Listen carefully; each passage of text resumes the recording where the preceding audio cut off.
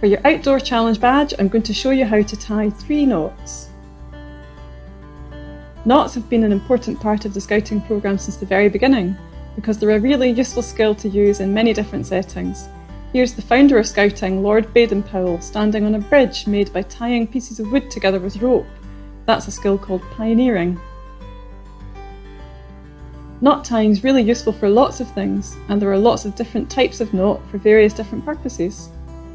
Knots are handy at camp, for example, to build equipment like this washstand. They're handy in climbing, to attach your safety ropes to your harness, for example, or when you're sailing, to moor your boat or secure your sails. Knots are also very useful for everyday things, like tying string around a parcel, or even doing your shoelaces. I'm going to show you 3 simple but very useful knots: the reef knot, the round turn and 2 half hitches, and the figure of 8. What will you use as string to make your knots? Your strawberry laces, of course! There are plenty of laces in the packet, so you can keep practicing your knots until you can do them well, and then you can reward yourself by eating them. The first knot I'm going to show you is the reef knot. The reef knot might already be familiar to you as the knot on your purple World Scout membership badge. It's a strong and secure knot that cannot be undone easily, and it's a symbol of the strength and unity of the World Scouting family. Take one of your laces and hold an end in each hand, with enough left at the top for you to work with. Put the right end over the left end, then twist it under, and twist it back up again. Now you do the opposite. Put the left end over the right end. Twist it under and twist it back up again. And finally, pull both ends to tighten it. The reef knot is a really useful everyday knot for simple jobs like tying string around parcels or fastening a triangular bandage. It's important when you're tying a reef knot to remember the saying, right over left, then left over right. If you get muddled with the ends and put right over left, then right over left again, you won't have a strong and secure reef knot. Instead, you'll end up with what's called a granny knot, which is not at all secure and comes undone easily. So how do you know you've got a reef knot and not a granny knot? Well, in a reef knot, the ends will be nice and flat, but in a granny knot, the ends are not so neat and tend to stick out a bit. Here's a demonstration. Here's a strawberry lace, and I'm going to use it to tie a reef knot. So, I take an end in each hand and give myself a wee bit of slack at the top to work with. I'm going to put the right end over the left to make a cross, and then I'm going to twist it under, and I'm going to twist it back up again. Give myself a bit more to work with.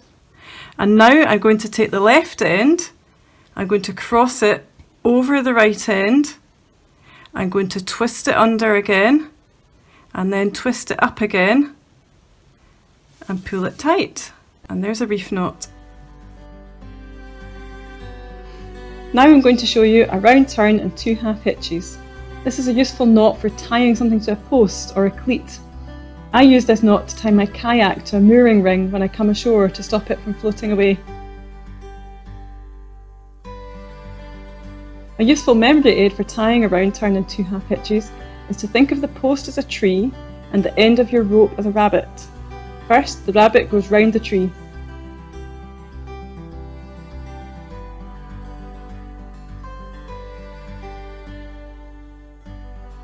Then it goes round the tree again to form a loop.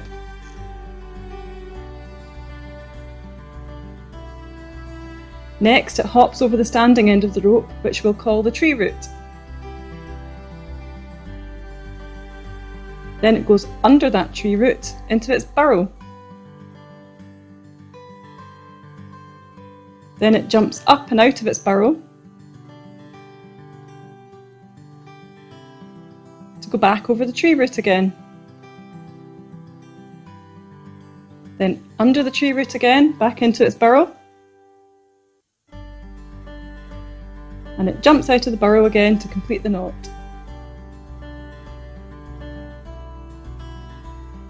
You know your knot is right if it has 3 loops, 1 loop around the post and 2 loops around the rope. Time for a demonstration.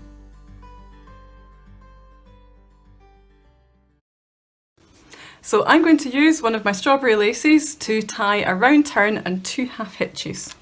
So here's my rabbit. It's going to go round the tree and then back round the tree again to form a loop, and then it's going to jump over the tree root and then crawl under the tree root into its burrow, and then it's going to jump out of its burrow. Here it comes again, it's going to go over the tree root again, and now it's going back under the tree root into its wee burrow, and then it's going to jump out of the burrow again, and there we go, a round turn and 2 half hitches. The third knot is a number 8. A figure of 8 knot is known as a stopper knot. It's used for stopping a rope from slipping or from coming out of a fixing or hole. You might use it after threading the rope through an eyelet on a tarpaulin or waterproof mat to stop it coming straight through and out the other side. I've got a rather silly memory aid to help you with this knot, which involves a fish. Don't worry, no fish were harmed in the making of this video. Start with your rope in a C shape and turn it into a fish by crossing the bottom end over the top end, which should make a fish body and tail. With one hand, pinch the ropes where they cross at the tail to stop them from slipping. Now twist your fish by taking its body and twisting it towards you.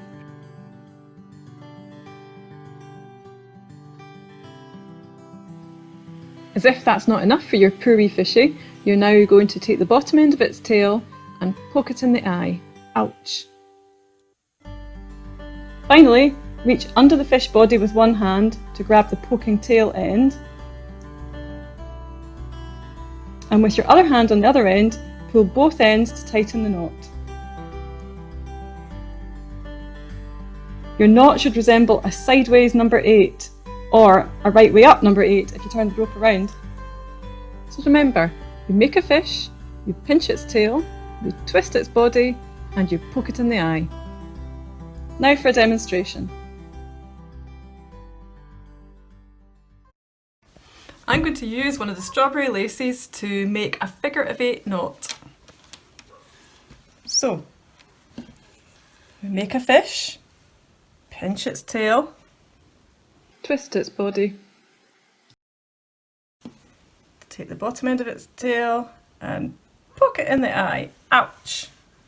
Then we pull that through, pull both ends, and there's a figure of 8. That's a really good knot. In fact, that looks good enough to eat.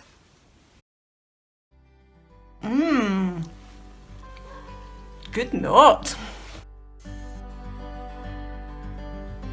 So, have fun practicing and perfecting your 3 knots, and remember, before you tuck in and eat them all, to take some photos as evidence. Oh, and also, don't forget to give your teeth a really good brush afterwards. Bye for now!